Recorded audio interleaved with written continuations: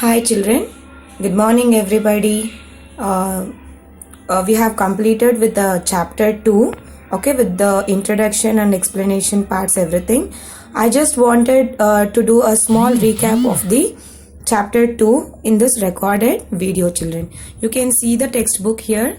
So our chapter 2 is about the parts of the plant, okay. We know about the plants, how the plants are useful for us, and what are the types of the plants, everything we saw in detail. In this chapter we have studied in detail about the parts of the plant. Each and every parts perform their function to make the plant grow, okay. Now here you can see the image, okay, in textbook page number 26, chapter 1. You can see the plant here, okay, and it is labeled with the parts. You can see the five main parts of the plants are roots, stem, leaf, fruit and flower, okay. You can see the 5 major parts of the plant: root, stem, leaf, flower and fruit. And as I told you, each parts of the plants, okay, they store food in them, and these whatever vegetables or whatever it is, we use it to eat. There are few vegetables, there are leafy vegetables, there are root vegetables, there are stem vegetables, and there are flower vegetables which we eat. I'll just give you the example. You can see the picture we have done with this reflect this activity also. So they have given the 10 parts of the plants that we eat, okay. So I'll just do a recap here. First one is carrot. What is it? What vegetable it is? It is a root vegetable. Next one is mint. It is a leaf vegetable. Next one is mango. It is a fruit vegetable. Next is broccoli. It is a flower vegetable. Sugarcane is a stem vegetable. Spinach, leaf vegetable. Cauliflower, from the name only you can identify it as a flower vegetable. Next is potato. It is a stem vegetable. Tomato is a fruit. Next one is beetroot. It is also a root vegetable, okay. So we have differentiated and we will be writing it in this column. Next, let us see here, children. They have, as we all know, the parts of the plant. We can see the root here, we can see the stem here, and fruit, leaf, flower, okay. Now based on the different parts of the plant, it is being divided into 2 types.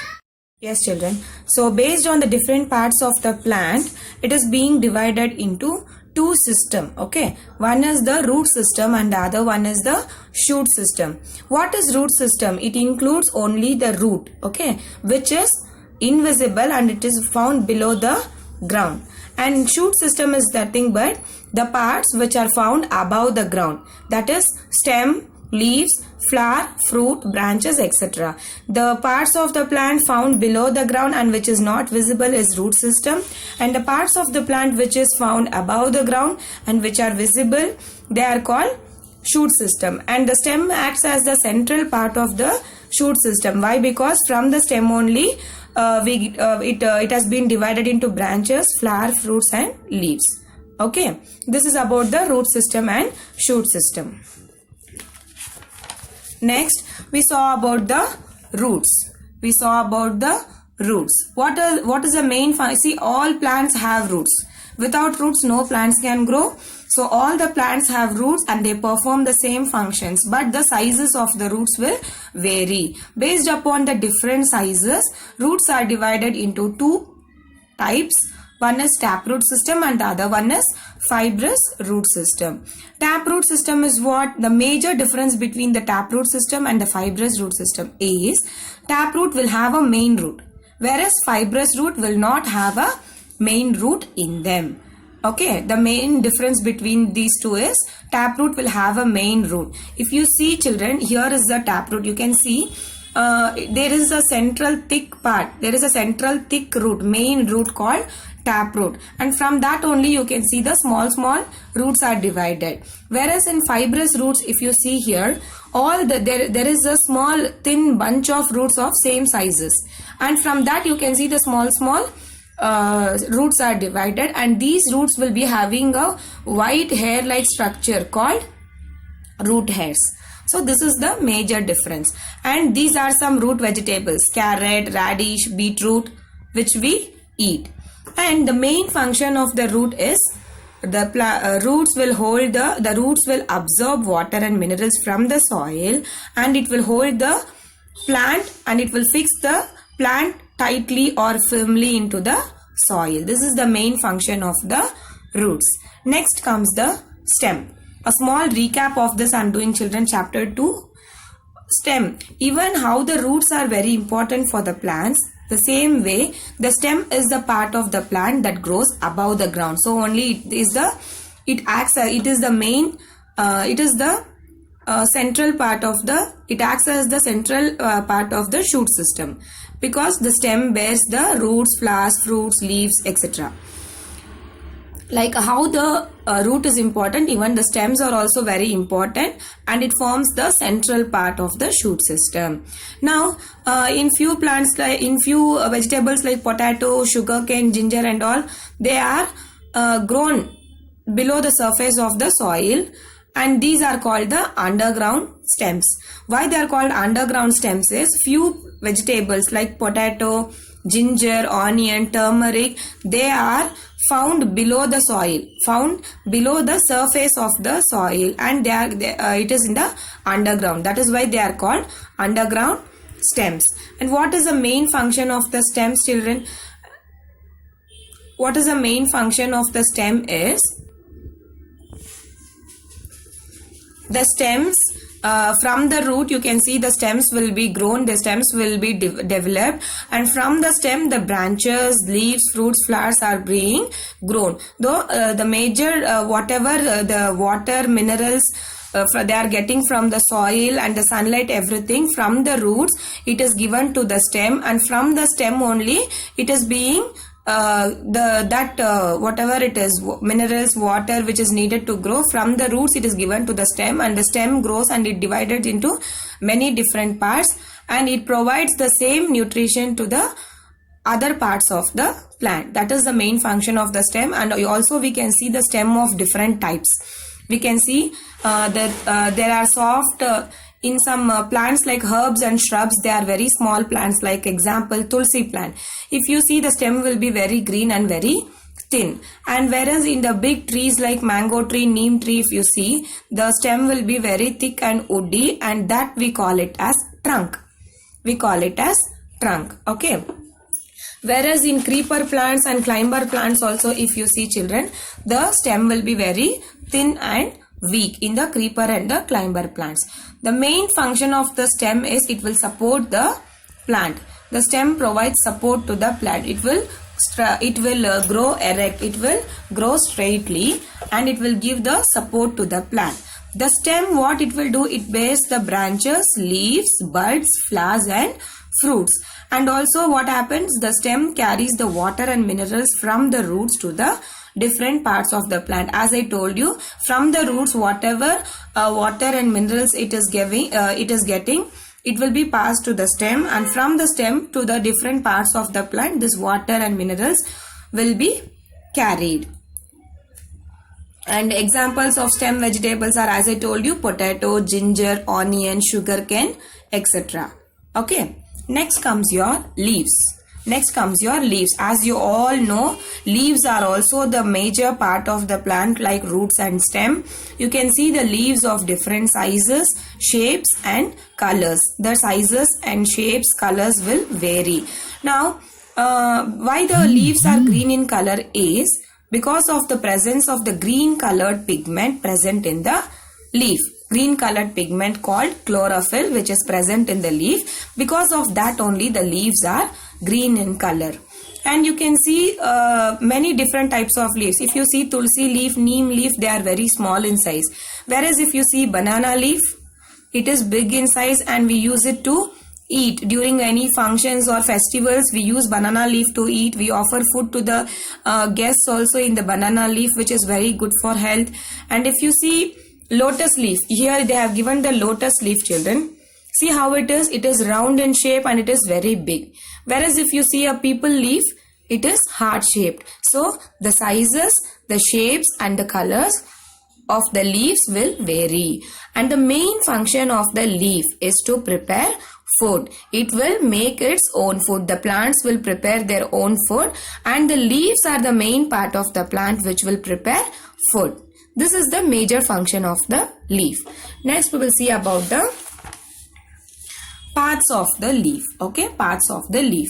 As you can see the diagrammatic representation of a leaf. So what are the parts of the leaf? Stalk, midrib or main vein, lamina, side vein. And this edge is there, no children. This edge, if you see, this edge is called the apex. The edge of the leaf is called the apex. So what is stalk? Stalk is nothing but from the stem it connects the leaf. From the stem, the stalk is the one which connects the stem and the leaf. Next is your main vein or midrib, is nothing but the middle vein, middle thick vein. From this midrib or main vein only other small veins are coming. And if you see, these are the side veins. You can see the side veins here. This is about the parts of the leaf, and that leaves have small pores on their surface called stomata. Small pores means small holes through which the gases are given out and taken in. Okay, they have a small pores. The leaves will have a small pores, means holes in them, called stomata. From the stomata only the carbon dioxide is taken in and the oxygen is given out. With that oxygen only we breathe. We get the fresh air from the plants. So as I told you, leaves make food for the plant. The main function of the leaf is to prepare food. That is why the leaf is called the food factory or the kitchen of the plant. That is why it is called the food factory or kitchen of the plant. Next we will see about the flowers. Okay, and I'll give you examples for leaf vegetables. Spinach, cabbage, lettuce, all these are some of the leafy vegetables which we eat. Mint, fenugreek, all these are leafy vegetables. Next comes your flowers. Flowers are the most beautiful parts. As I told you, even the flowers, they have different colors, they have different sizes, they are of different shapes. Some are big, some are small, but the main beautiful part of the plant is flowers only. We get attracted with its beautiful colors and beautiful smell. Okay, here you can see a few flowers: sunflower, hibiscus, rose, jasmine, and also the roses, jasmines, and few flowers. What they do, they prepare perfumes because it gives a very good fragrance. Perfumes are being prepared with the flowers. Even they have different colors, shapes and sizes. And some flowers have a sweet liquid called nectar. They have a sweet nectar. Yes, some of the flower vegetables are cauliflower, broccoli, which we eat. These are the flower vegetables. Next we'll see about the fruits. All love eating fruits, right? Because we get more we become more healthy when we eat fruits. But these fruits we get from the plants. Fruits grow from flowers. We find fruits in different colors, shapes and sizes. Even the fruits, in some plants the flowers are developed into fruits. You can see here, this is a pomegranate plant flower. From the flower you can see the fruit is developed and it is grown into a big plant. Okay, and you can see fruits also, they vary in sizes. If you see watermelon, jackfruit, they are very big in size, and if you see strawberry, cherry, they are small in size though. So the shapes varies. Some are round, some are oval shaped. If you see jackfruit, it is oval shaped, the outer appearance. If you see a watermelon, it is also round or oval shaped. Mango, so the sizes vary in the fruit, sizes, shapes and colors also. A pomegranate is red in color, apple is red in color, whereas mango is yellow in color. So the colors, sizes and shapes vary. Examples are guava, apple, grapes, etc. And you can see in fruits we have seeds inside them. Okay, so the seeds, the fruits protect the seeds which is present inside. If you see in papaya, see they have shown the image. If you see a papaya, if we cut, you can see many seeds like this, small brown color seeds. Whereas in mango, if we cut, we can see a single seed. So the number of the seeds may vary, but all the fruits will have seeds inside them, and these seeds are being protected by the fruits. They are protected by the fruits. Even the grapes, they have seeds present inside the fruit.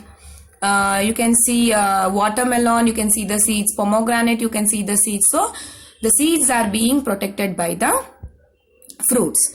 Next and the last topic is seeds. This I have already we have discussed in the classes.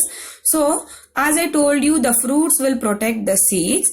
Seeds are also of different sizes, shapes and colors. Seeds of many plants can be eaten, children. See, what are the seeds? We get cereals and pulses, no? Green gram, horse gram, Bengal gram, or rice, wheat, spices like pepper, jeera, cardamom, cinnamon, cloves. Everything we get from the plants only. These are the seeds, okay, which we use it to eat. So, seeds of many plants can be eaten. So the seeds of the plants which we eat, we call it as edible seeds, okay, which is able to eat, which we are able to eat. The seeds of some plants which we are able to eat, we call it as edible seeds, and which we are unable to eat, which cannot be eaten, that we call it as non-edible seeds. Examples for edible seeds are rice, wheat, etc., and also cereals, pulses, nuts and spices.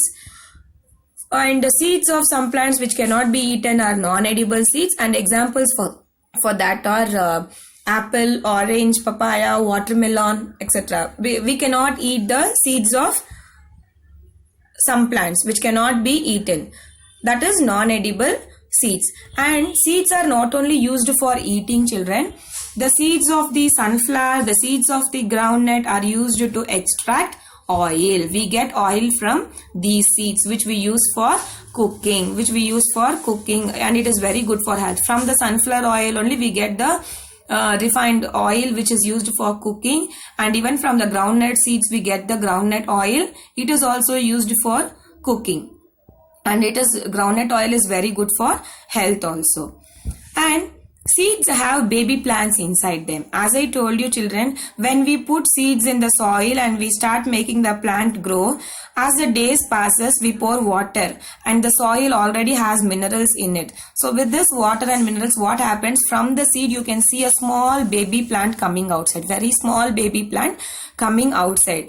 And later on, when they get the enough amount of water and minerals, they start growing, and that baby plant will grow into a big new plant. It will grow into a big new plant. This process by which a seed grows, from the seed a plant grows, okay. This process we call it as germination. This process is called as germination. The process by which a seed grows into a new plant is called germination. So with this chapter we have learned about the entire parts of the plant. What are the major parts of the plant? What are their functions? What are their types in detail? Okay, with this the chapter 2 is getting completed, children. Thank you.